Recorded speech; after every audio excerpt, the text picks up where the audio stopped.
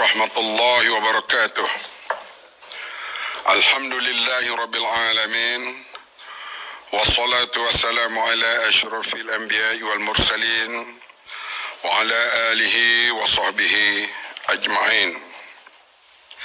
Saudara pengacara majelis yang berhormat Biro Pendidikan dan Perubahan Masyarakat Amanah Nasional, yang berhormat Datuk Dr. Hassan Baharom, yang berhormat Timbalan Pengurusi Biro Pendidikan dan Perubahan Masyarakat Nasional, yang berhormat Aminul Huda Hassan, Al-Fadhil Ustaz Ridwan Abu Bakar, Timbalan Pengarah Program Tabung Peduli Pendidikan Amanah Nasional 2021, yang juga Jawatan Kuasa Pimpinan Amanah Nasional, Jawatan Kuasa Biro Pendidikan dan Perubahan Masyarakat bagi Parti Amanah Nasional, pengurusi-pengurusi Biro Negeri yang sedang menyertai program ini secara dalam talian, seluruh para hadirin hadirat yang dihormati sekalian.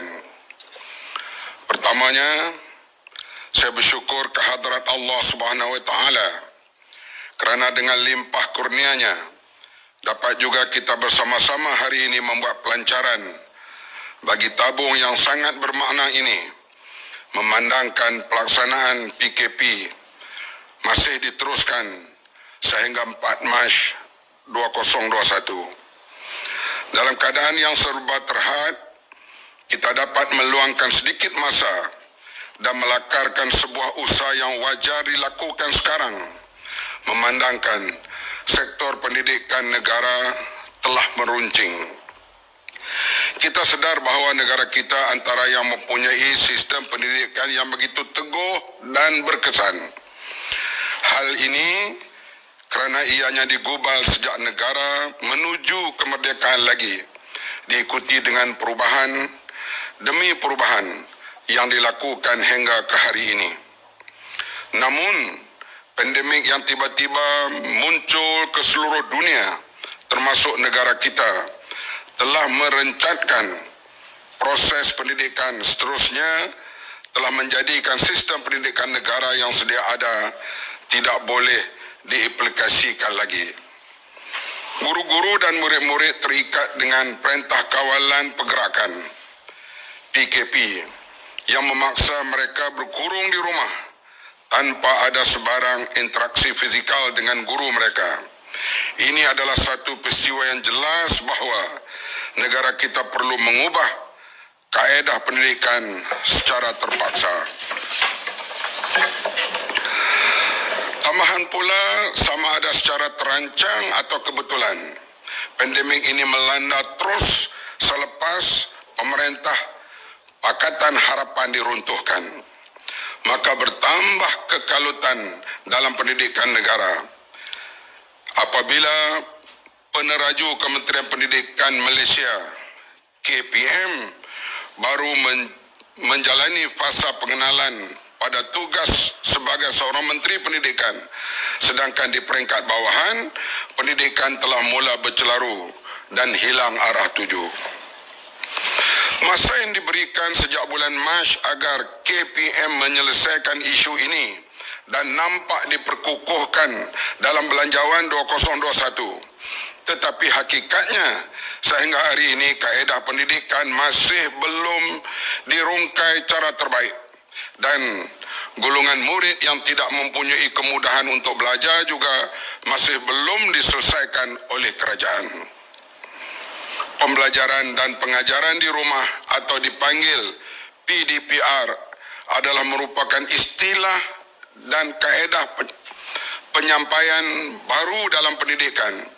Ianya nampak cantik dan kemas ketika diumumkan, tetapi bila sampai ke bawah kepada sasaran iaitu guru, murid-murid dan pelaksanaan, ia serba tempang. Lebih banyak kecacatan yang muncul.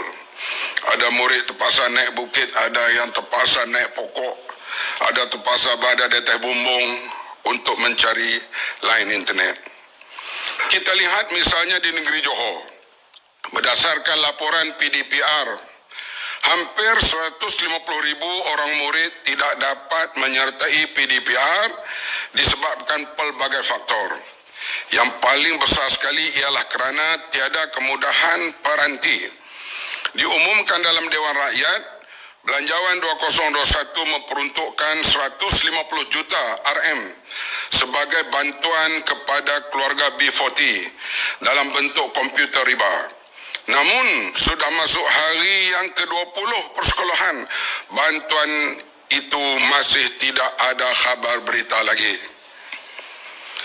Akhirnya, amanah melalui Biro Pendidikan dan Perubahan Masyarakat melihat halangan paling besar dalam sistem PDPR ini adalah murid-murid tidak mempunyai peranti atau komputer riba sebagai alat mereka menyertainya.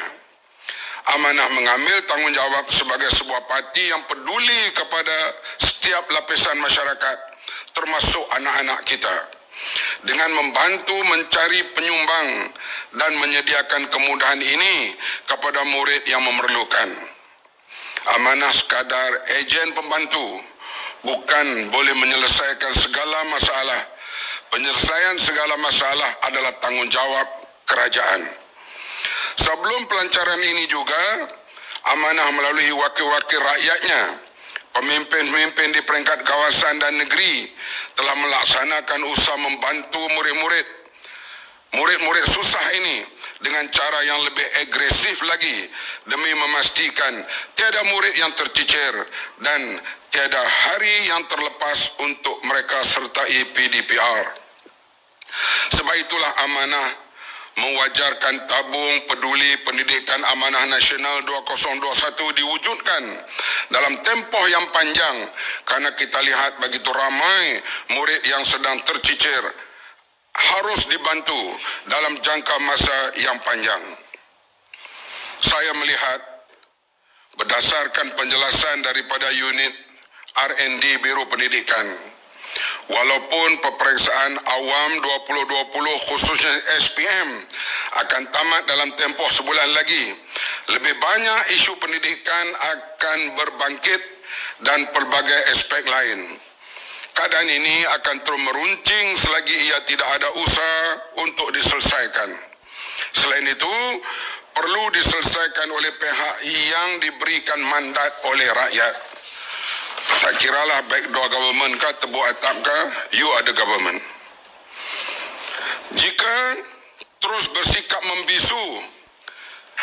membisu seribu bahasa dengan ingin menggambarkan bahawa pendidikan negara sedang berjalan lancar, akan runtuhlah masyarakat kita pada hari akan datang. Kerana ia bermula dengan siapa yang mencorak pendidikan kita hari ini. Walaupun Kementerian Pendidikan Malaysia telah mengumumkan pembukaan sekolah pada bulan Mac, tetapi kita perlu meneruskan kutipan tabung ini untuk bersiap sedia pada masa hadapan. Andai kata sekolah ditutup semula dan PDPR dilaksanakan. Sekarang ni pun tutup buka ibu bapa yang susah. Seperti yang kita tahu, KPM sering mengeluarkan arahan yang berubah-ubah. Jadi, tugas kita kekal membantu keluarga yang kesusahan untuk memastikan mereka mendapat akses pendidikan yang lengkap. Dengan lafaz Bismillahirrahmanirrahim, saya melancarkan tabung peduli pendidikan amanah nasional 2021. Saya yakin dengan kewujudan tabung ini, amanah mampu membantu menyelesaikan sedikit sebanyak masalah pendidikan negara, dan harapannya tabung ini dapat memberikan manfaat buat semua rakyat Malaysia, insya-Allah. Sekian, terima kasih. Siru ala barakatillah.